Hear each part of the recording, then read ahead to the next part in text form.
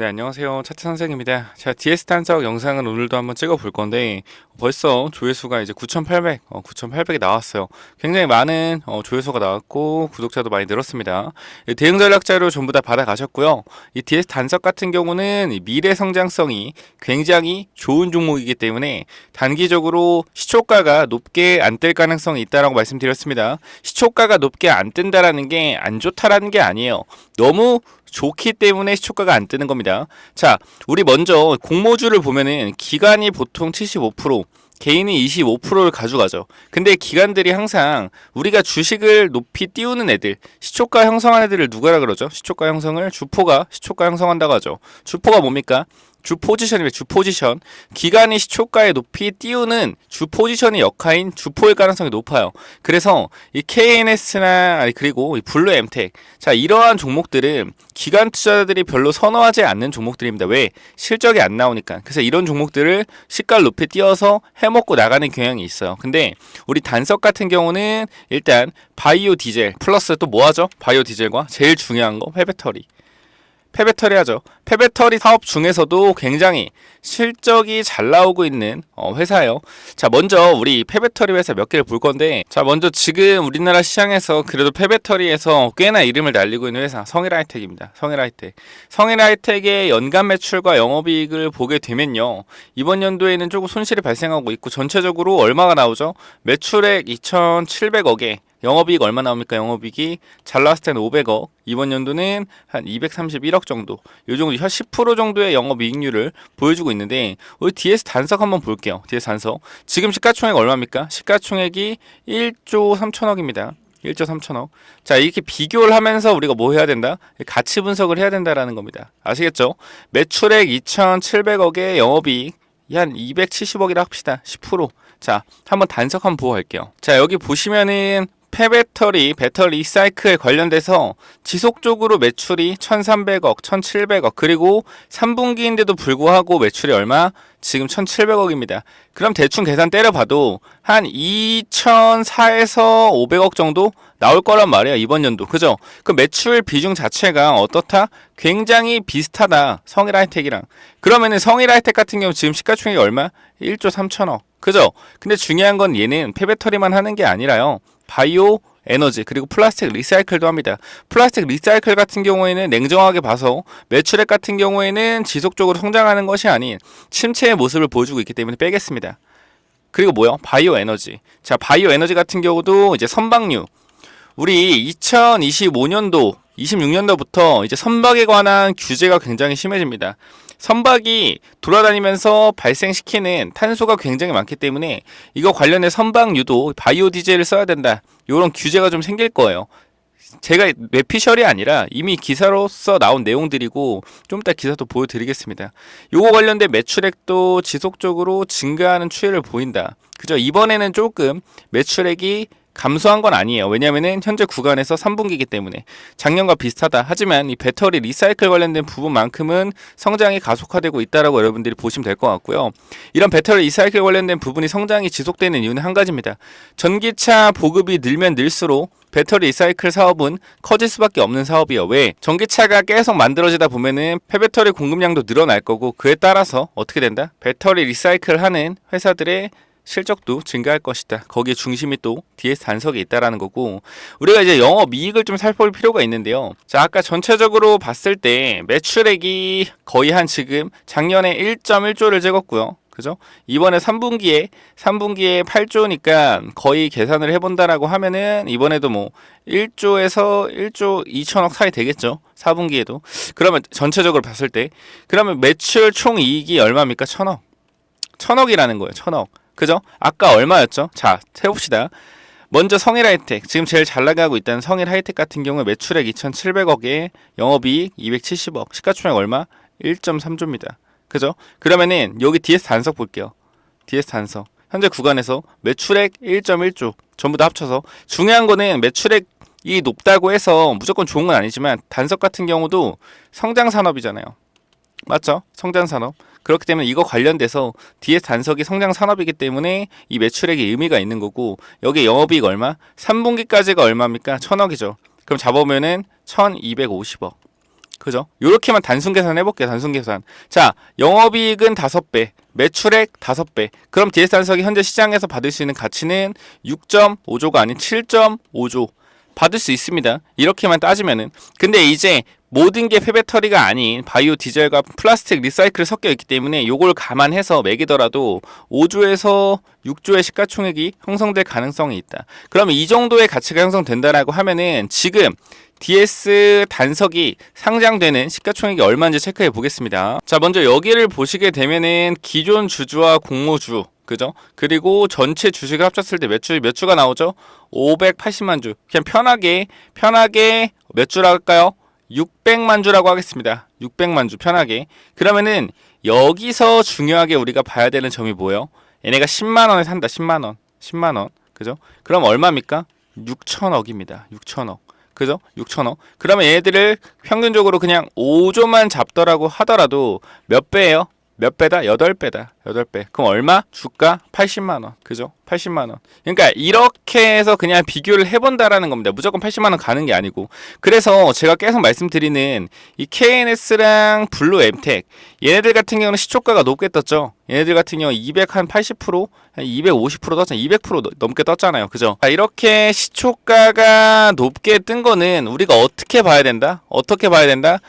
기관, 즉 이 주포놈들이 물량을 던지고 나가려고 이 KNS랑 그리고 어떤 거요? 블루 엠텍이 높게 뛰었다. 그럼 단석 같은 경우는 회사가 좋고 더 갈 것 같잖아요. 그럼 얘네가 높이 뛰어서 갈 필요가 있다 없다? 없다라는 겁니다. 밑에서부터 계속 올라가는 이런 흐름으로 갈 수 있어요. 자, 블루 엠텍이나 KNS는 어떻게? 급등 후 급락 패턴이죠. 그죠? 얘네들 같은 경우는 시초가에 많이 안 올라가더라도 변동성 주다가 올라가면서 끝날 가능성이 있습니다. 그렇기 때문에 우리가 뭐가 중요하냐면은 시초가 전략이 굉장히 중요해요. 시초가 전략. 이 시초가 전략 위에 번호 있죠.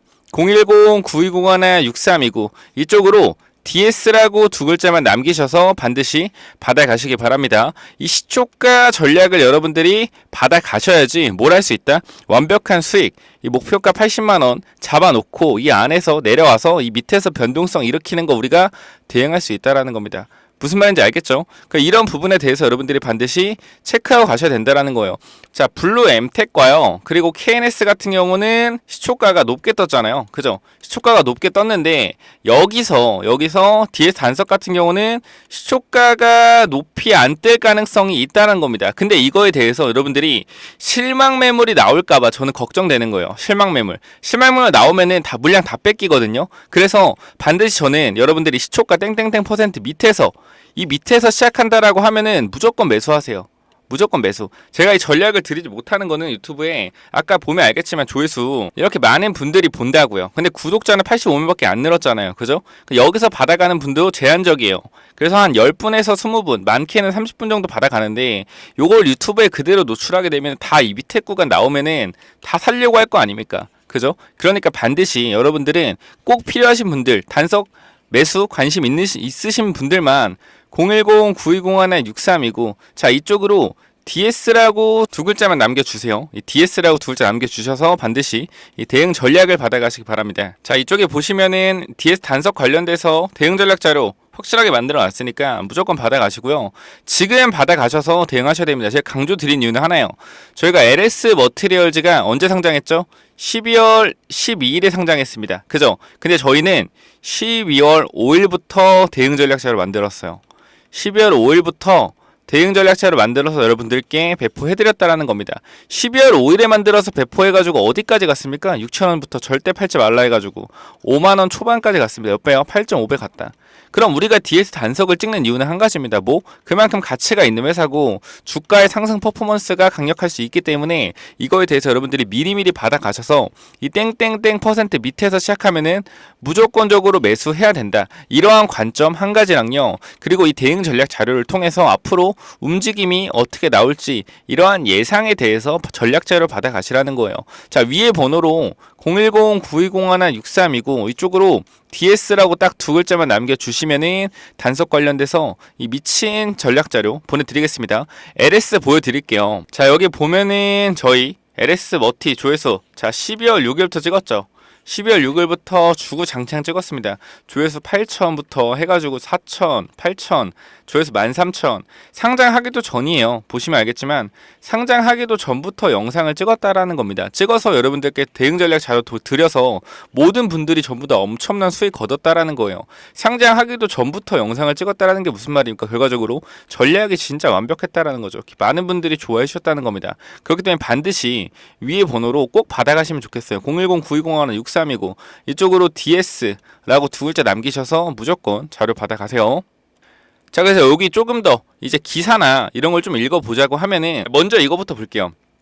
자, 원래 DS 단석이 79,000원에서 89,000원 정도의 한 주당 요 정도 가격을 원했어요. 근데 기간과 이제 수요가 굉장히 엄청나게 몰리면서 이 모집 매출 가액 같은 경우에 밴드 최상단이 10만원 구간까지 올라갔고요. 얘네가 원했던 금액보다도 훨씬 더 많은 금액, 거의 한 140억이 더 많은 금액을 조달받게 됐습니다. 이거에 따라서 이 DS 단석에 대해서 이 기관 투자자들이 얼마나 이 회사에 대한 조금 기대를 하고 있는지 알 수 있는 부분이다라는 거 다시 한번 강조드리는 부분이고요. 여기 보면은 항공업계 탄소 배출 최다. 자, 지금 선박류는 하고 있거든요. 선박류는 단석이 하고 있는데 단석이 항공류는 안 하고 있습니다. 그럼 이거 무슨 뜻이에요? 항공류를 하게 되면은 어떻게 된다? 성장성이 한 번 더 증가한다라는 겁니다. 한 번 더. 지금 항공류를 안 하는데 항공유를 하게 되면 어떻게? 한 번 더 성장성이 증가된다. 이거에 대해서 반드시 기억을 하시면 좋을 것 같고, 그 대체 선박연료 LNG 탄소 규제로 입지 좁아지나 지속적으로 이 바이오 디젤이 사용될 수밖에 없는 상황으로 가고 있다라는 겁니다. 그렇기 때문에 여러분 반드시 이 DS 단석 꼭 한번 체크해 보셔서 매수해 보시기 바라고요. 자, 내용이 너무 많아가지고 일단 여기까지만 하고 필요하신 분들은 자료 드릴게요. 자, 국제해운 탈탄소화 이중연료 선박 신조 유럽 미주 정기선 60% 우선 전환. 결과적으로 이 뜻이 뭐죠? 아, 탄소 관련돼서 굉장히 많은 규제가 나오고 있구나. 국제해운 탄소 배출량 증가세, 해상 물동량 증가 영향, 이런 식으로. 자, 감축 목표치 50%에서 100% 상향 전망.